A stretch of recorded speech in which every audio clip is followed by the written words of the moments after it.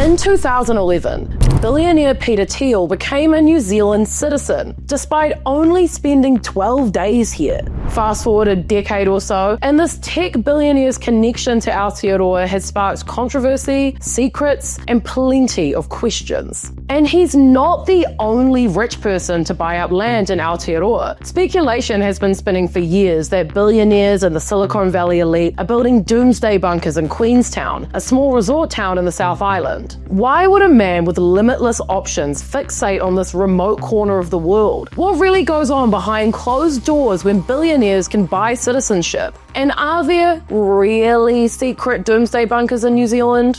Let's unpack the curious case of Peter Thiel in New Zealand, because it's weirder, darker, and more revealing than you'd think. Kia ora, I'm Evie, and if you're new here, you should totally subscribe. We do 5 videos a week on whatever is going on in the world, and this story was requested in the comments. Also, oh my god, thank you, 15k subscribers. That is unreal. I love you. Thank you. Back in 1995, a great year for music, a 28-year-old Peter Thiel took his first trip to Aotearoa, New Zealand. Born in Germany and now a naturalized American citizen, he hadn't started a single company yet, but he fell in love with Queenstown, a bougie and ridiculously stunning town in the South Island. It's famous for its mountains, rivers, Lord of the Rings scenery, and increasingly, billionaires. Much like my parents before I was born, Peter thought Aotearoa, New Zealand was sexy and he wanted to move here. For context, Peter is kind of a weird dude. He's a billionaire, founder of PayPal, Trump supporter, and has full-blown libertarian vibes, like full on. He founded Palantir, the company accused of enabling the US government to mass surveil its population. Check that out here because it's mental and it's really good context. In his 2012 book, 0 to 1, Peter made it clear that his ambitions go way beyond just making money. He's all about breaking free from the limits of the human body and social norms. His interests range from lifespan extension, like experimenting with transfusions of younger people's blood, to questioning whether freedom can truly coexist with democracy. So why would a dude who could live anywhere be such a weeb for New Zealand? Well, number one, he clearly loves Lord of the Rings, but also, in a speech at an Auckland University conference in 2011, he said, all the crazy kinds of things one can do in New Zealand that you can't do anywhere else, the sort of risky things that... Okay, ominous. He's now worth around $20 billion, and in 2011, after spending only 12 days on New Zealand soil, he was granted citizenship. But the twist is, nobody really knew about it until 2017. Sneaky. Normally, becoming a New Zealand citizen means living in the country as a permanent resident for at least 1,350 days over the 5 years before applying. But the New Zealand government, run by John Key at the time, this guy,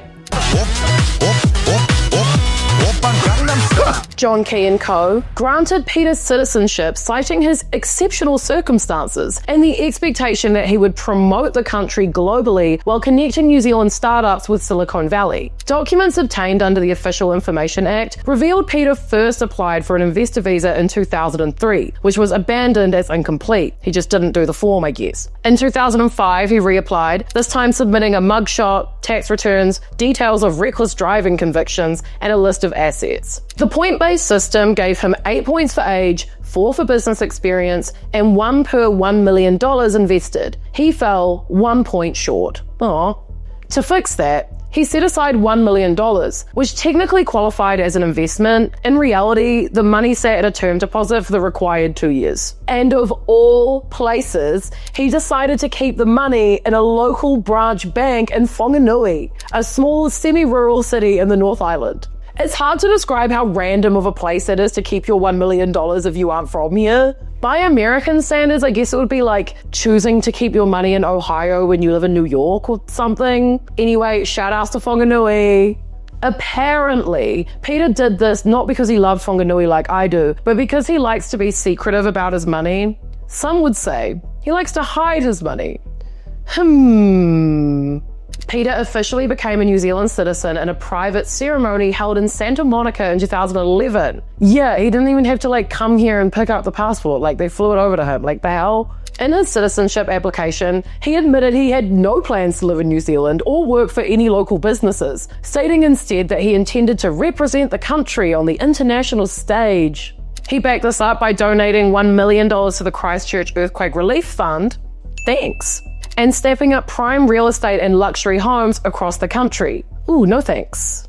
However, despite his stated intentions, Peter, never publicly mentions his New Zealand citizenship, and there's no record of him representing the country in any meaningful way.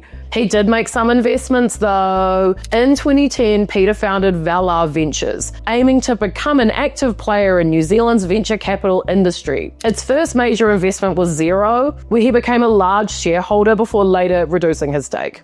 Wow, thanks Peter. If you're wondering how his other investments, etc., are going in New Zealand now, don't worry, we'll get to it. This whole citizenship thing was a national scandal, by the way. The documents were released after a lot of public pressure, and I remember everyone just being pissed off about it. This wasn't just about Peter Thiel. It was a reflection of how easily wealth and influence can bend the rules, raising big questions about fairness, transparency, and the future of immigration policy in New Zealand. If we boil it down, what was essentially revealed was that the national government at the time pretty much intervened with the immigration process to let a fancy billionaire in, selling a passport. And it didn't stop at Peter Thiel. The whole citizenship debacle raised some questions. If he doesn't live here or work here, why did Peter need to buy up a huge piece of land in Queenstown? The answer might be he wants to hide from the apocalypse. There's been years of speculation that Silicon Valley tech entrepreneurs and other rich elites are building apocalypse bunkers in Queenstown. It sounds crazy, but it's actually not.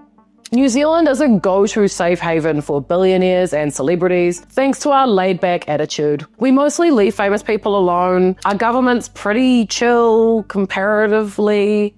We stay out of wars, and no one's trying to bomb us. Plus, it's absolutely gorgeous here. It really is. Anyway, these so-called luxury bunkers come with features straight out of a sci-fi movie. They've got indoor pools, artificial sunlight, and the ability to stay completely sealed off from the outside world for years if needed. According to media theorist Douglas Rushkoff, New Zealand is considered an apocalypse escape destination for America's elite, and that Peter's passport is a ticket he could use to escape some kind of impending apocalypse. In 2016, Sam Altman, one of Silicon Valley's most prominent entrepreneurs, told The New Yorker that he had a doomsday pact with Peter Thiel. If the world faced a catastrophic collapse like a synthetic virus outbreak or rogue AI or a nuclear-armed resource war, they'd hop on a private jet and head to his property in New Zealand. The plan after that, I can only assume, would be for the two of them to fall in love while waiting out the apocalypse and then re-emerge to sell weird seeds they made. Oh, well, that's actually quite nice. But as for Peter and his relationship with New Zealand now, well, since Trump won again, he's kind of changed his tune.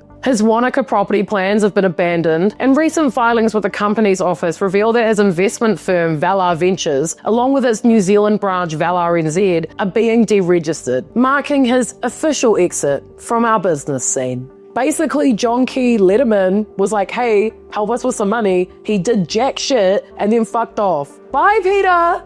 Ka kite! Although Peter Thiel's love affair with New Zealand might be over, I'm still pondering my orbs on this one.